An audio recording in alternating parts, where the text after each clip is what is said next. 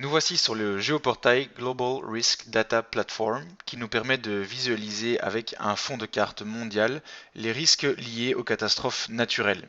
Les données présentées dans ce géoportail sont d'origine très diverses mais toutes très fiables. J'en donne quelques exemples. UNEP ou en français PNUE, Programme des Nations Unies pour l'environnement, l'ESA, l'Agence spatiale européenne, la Banque mondiale et de nombreux autres instituts internationaux. Pour accéder à ce géoportail, c'est assez simple, il vous suffit de taper dans un moteur de recherche Global Risk Data Platform et de sélectionner le site previewgridunep.ch. La seconde option qui s'offre à vous pour vous rendre sur le site internet est d'y accéder via les liens proposés dans la version numérique enrichie de l'Atlas. Nous l'avons ici par exemple en page 16, carte des risques naturels, on peut cliquer et on arrive directement sur la plateforme.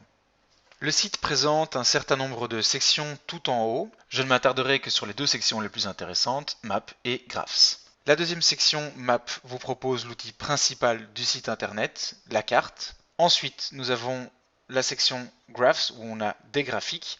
Les thèmes des différents graphiques sont ici en haut à gauche. Chose intéressante à savoir, c'est que chaque point représente un pays et que lorsque l'on clique sur un des points, une fiche s'ouvre automatiquement dans un autre onglet. C'est une sorte de carte d'identité du pays avec des informations sur son économie, sa population et les risques naturels qu'il rencontre. Au sein même de cet onglet carte, nous avons un certain nombre d'outils au-dessus, ainsi qu'un certain nombre de dossiers et menus déroulants. L'utilisation est assez simple, il suffit simplement de sélectionner la carte thématique que vous souhaitez mettre en évidence. En plus des cartes thématiques qui concernent les différents risques naturels, nous avons un onglet ici qui nous permet d'ajouter des informations et nous avons également le dernier onglet Background qui nous permet de choisir le fond de carte que nous allons utiliser. Le bouton plus vert et moins rouge vous permettent de personnaliser votre propre liste. Vous pouvez donc supprimer en appuyant sur le rouge différents éléments proposés afin de ne conserver que ceux qui vous intéressent pour votre cours. A l'inverse, vous pouvez cliquer sur le vert pour aller chercher d'autres sujets dans une liste.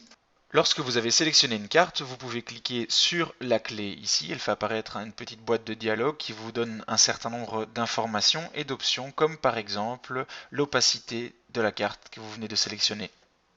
Concernant les outils disponibles au-dessus de la carte, vous avez About qui vous expliquera tout simplement qui est derrière le site internet. Ensuite, vous avez l'onglet Save qui vous permettra de sauvegarder votre personnalisation, c'est-à-dire les différentes cartes que vous auriez sélectionnées et ou les différents éléments ici dans la liste que vous auriez ajoutés ou supprimés grâce à l'outil plus et moins. Il vous suffit donc de cliquer sur Save et de conserver l'adresse qui vous est indiquée ici. Vous devez la copier et la coller quelque part afin de la conserver. Ensuite, il suffira de coller cette adresse dans votre barre de recherche afin de retrouver le travail que vous avez effectué précédemment. L'onglet Export vous permettra d'extraire la carte afin de l'intégrer dans un site internet. À côté, vous avez l'onglet Print qui vous permettra bien entendu d'imprimer la carte que vous avez sous les yeux. Vous pourrez au préalable sélectionner le format que vous voulez ainsi que la résolution.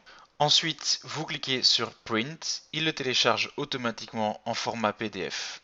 Il faut être attentif au fait qu'il va imprimer ce que nous avons sous les yeux dans cette fenêtre. N'hésitez donc pas à dézoomer ou à zoomer si vous voulez imprimer quelque chose à grande ou à petite échelle.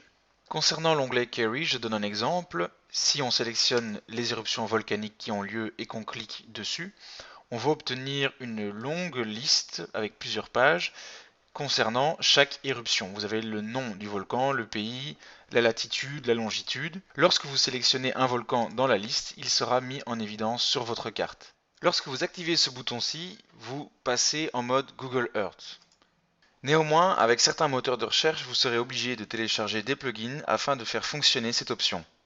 En ce qui concerne les exemples d'applications en classe, en voici deux. Le premier serait dans le cadre du programme de l'enseignement officiel du cours de géographie en 5e année sur le chapitre ayant pour thématique une planète bientôt bouleversée par son réchauffement. On peut y voir la répartition actuelle des climats à la surface de la Terre et les principaux facteurs qui permettent de l'expliquer.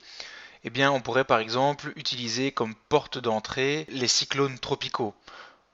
Le second exemple est repris du programme de sciences humaines de l'enseignement libre en quatrième année où il y a une thématique qui s'appelle Porter le regard de la géographie sur les risques naturels. On pourrait travailler donc par exemple sur la ceinture de feu en partant des plaques tectoniques et puis travailler ensuite des problèmes qui en découlent comme les tremblements de terre, les tsunamis, les volcans, etc., etc. En cas de besoin, vous disposez de l'onglet Help qui vous donne accès à un certain nombre d'explications en anglais sur l'utilisation de la carte. Ça, c'est l'élément qui est sélectionné par défaut. Et vous pouvez ensuite venir sélectionner différents éléments, map, graphes, etc. Donc tous ces éléments-là correspondent bien entendu aux onglets que l'on a ici au-dessus.